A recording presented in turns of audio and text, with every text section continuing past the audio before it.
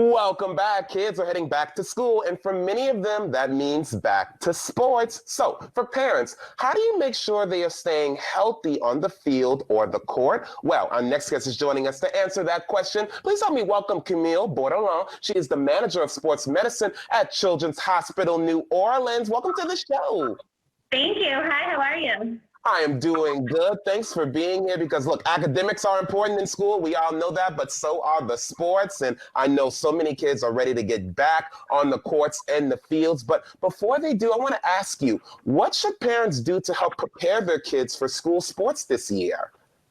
Yeah, so, as you said, everyone's excited to be getting back, especially after the year we had. And the main thing for parents, just following up with any issues or injuries that maybe happened this past year, especially with how the year was a little different. It wasn't as easy sometimes to follow up with some issues. So any pre-existing conditions, injuries, illnesses, just making sure they're getting in with their primary doc, their pediatrician, just to follow up and make sure they're all good before they're starting back. And again, with that, if they were healthy this year, still doing that annual wellness check, that check-in with their pediatrician, just to do the general screenings to make sure they're all good before they start playing again.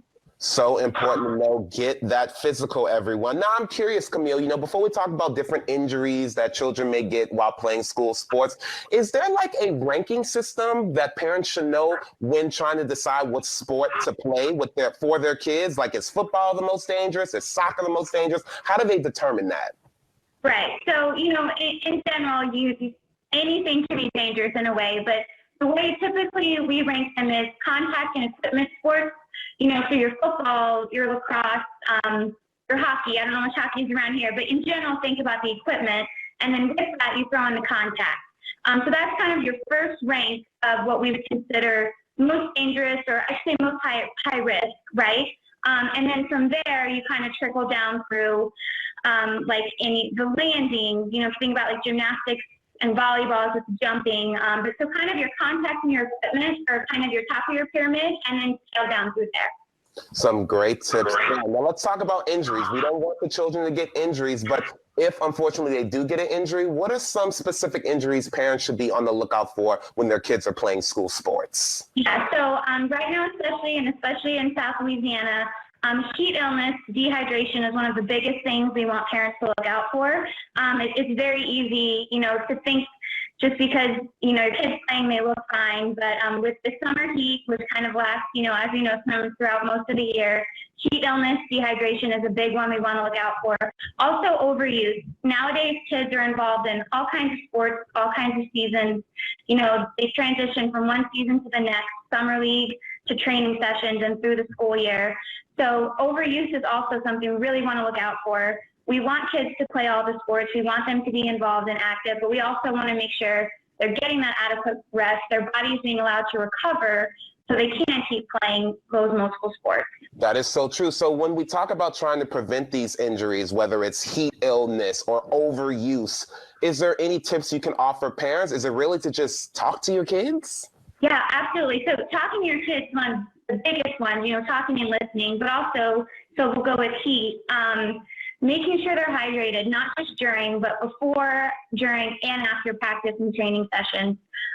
Making sure that they're wearing, proper attire. In July, you don't want to be outside in a sweatshirt and sweatpants, So light clothing, loose clothing, making sure that they have adequate breaks between workouts.